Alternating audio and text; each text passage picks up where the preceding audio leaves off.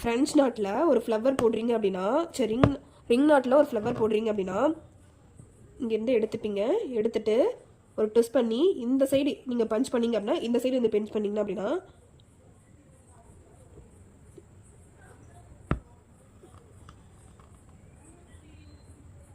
உங்களுக்கு அந்த நாட் வந்து இந்த சைடு பார்த்த மாதிரி விழுகும். ஓகேங்களா?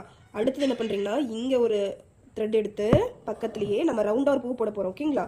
இப்போ இங்கே ஒரு த்ரெட் எடுத்துகிட்டு இங்கே ஆப்போசிட்டில் ஒரு பஞ்ச் பண்ணி ஒரே சைஸில் இருக்கணும் அந்த ஃப்ளவர். மடி எடுத்துக்க எனக்கு எடுத்துட்டு இதே இடத்துல பஞ்ச் பண்ணி எனக்கு இந்த சைஸ் போதுமா நான் பார்த்துட்டேன்.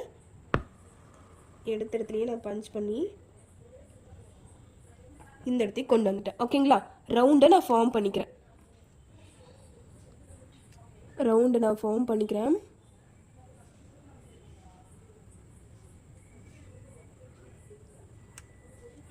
இப்போ என்ன பண்ணுறேன்னா, இங்கே எடுக்கிறேன். கரெக்டாக எடுத்துட்டு ஒரு ட்விஸ்ட் பண்ணிவிட்டு, இப்படி ட்விஸ்ட் பண்ணுறேன். இப்படி ட்விஸ்ட் பண்ணிங்க அப்படின்னா இப்படி பார்த்த மாதிரி விழுகும். ஓகேங்களா? இப்படி ட்விஸ்ட் பண்ணிங்கன்னா மட்டும்தான் அந்த ட்விஸ்ட் வந்து கரெக்டாக வரும். இங்கே குத்துனீங்க அப்படின்னா உங்களுக்கு ஒரு ஸ்டிச் வந்து இப்படி போயிடும், இப்படி பார்த்த மாதிரி போயிடும். ஸோ எப்படி வந்துட்டு நீங்கள் இன்சர்ட் பண்ணணும்னா, இந்த சைடு ஆப்போசிட் சைடு தான் இந்த த்ரெட்டுக்கு, இது வந்து உள் சைடு, இது வந்து ஆப்போசிட் சைடு. ஓகேங்களா? இந்த சைடில் நீங்கள் குத்துனீங்க அப்படின்னா வெளியே போயிடும்.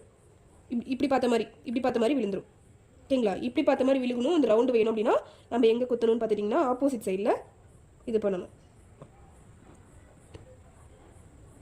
இது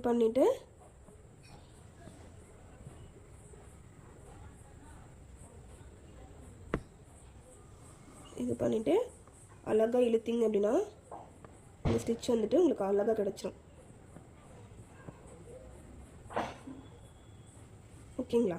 இப்போ எனக்கு அந்த இடத்துக்கு கேப் விழுந்துருச்சு.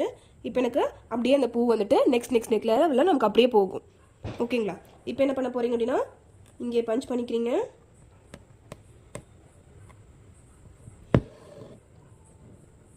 த்ரெட் எடுக்க போகிறீங்க. இங்கே ஒரு ட்விஸ்ட் பண்ண போகிறீங்க.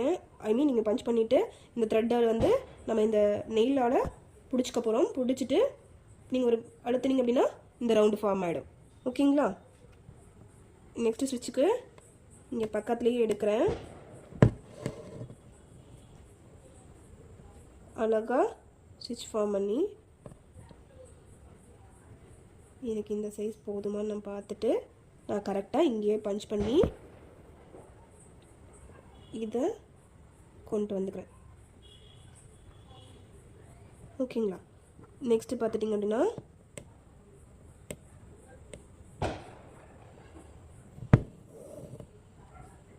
இங்கே ஒரு ட்விஸ்ட் பண்ணி இதே இடத்துல பஞ்ச் பண்ணி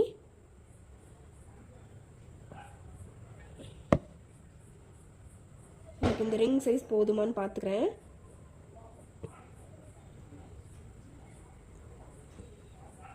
பார்த்துட்டு எனக்கு இந்த சைஸ் வந்துட்டு நான் போதும் முடிச்சுக்கிறேன் அப்படிங்கிறக்காக இந்த மாதிரி ஃபார்ம் பண்ணிவிட்டு நீங்கள் வந்துட்டு உள்ளுக்குள்ளே வந்து ஒர்க் பண்ணிக்கலாம். உள்ளுக்குள்ளே நீங்கள் என்ன வேணால் பண்ணிக்கலாம். நீங்கள் ரிங் நாட் வந்துட்டு ஆப்போசிட்ஸ் கலரில் போடலாம். இப்போ ரிங் நாட் போட்டிருப்பீங்களா, ஒரு முடிச்சு போட்டிருப்பீங்களா, அது வந்து க்ரீன் கலரில் நீங்கள் போட்டு போடலாம். அழகாக இருக்கும் பார்க்குறக்கு. எனக்கு இன்னும் கொஞ்சம் கேப் இருக்க மாதிரி இருக்குது. நான் அதுக்காக ஒன்று மேலேயே ஒன்று எடுத்து நான் இது பண்ணிக்கிறேன். ட்விஸ்ட் பண்ணுறேன், ஆப்போசிட்டில் பஞ்ச் பண்ணுறேன்.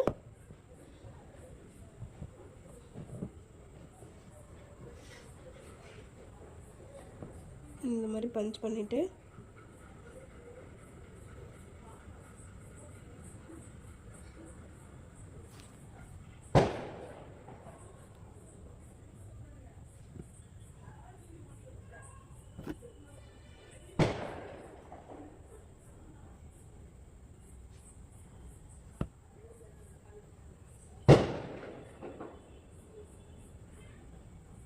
கரெக்டாக ரிங் ஃபார்ம் பண்ணலன்னா இந்த மாதிரி தான் ஆகும்.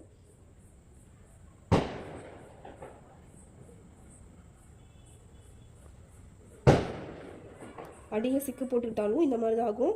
ஆனால் பொறுமையாக ஹேண்டில் பண்ணிங்கன்னா மட்டும்தான் இந்த வந்துட்டு நீங்கள் கரெக்டாக கொண்டு வர முடியும். இல்லை அப்படின்னா உங்களால் கரெக்டாக கொண்டுகிட்டே வர முடியாது.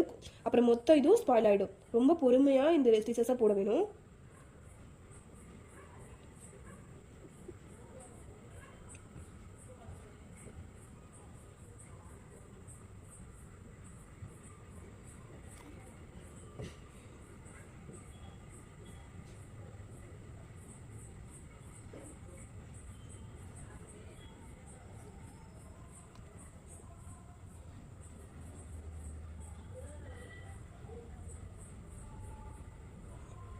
இப்போ இங்கே வந்துட்டு ட்விஸ்ட் பண்ணிவிட்டு இங்கே லாக் பண்ணிக்கலாம். அவ்வளோதான், உங்களுக்கு ரிங் நாட்டில் அழகாக வந்துட்டு ஒரு ஃப்ளவர் மேக் பண்ணிக்கலாம். இதே மாதிரி கேப் விட்டு நீட்டாக போட்டிங்கன்னா ஒரு ப்ரைடல் ப்ளவுஸாக நம்ம போட்டுக்கலாம். ஓகேங்களா? ஃப்ரண்ட்டில் இந்த இடத்துல வந்துட்டு நீங்கள் குந்தன் ஸ்டோன் ஒட்டிக்கலாம், இல்லை கிளிப் ஸ்டோன் ஒட்டிக்கலாம், வேறு என்ன நீங்கள் ஸ்டோன் இருக்கோ அதை வந்துட்டு ஒட்டிக்கலாம்.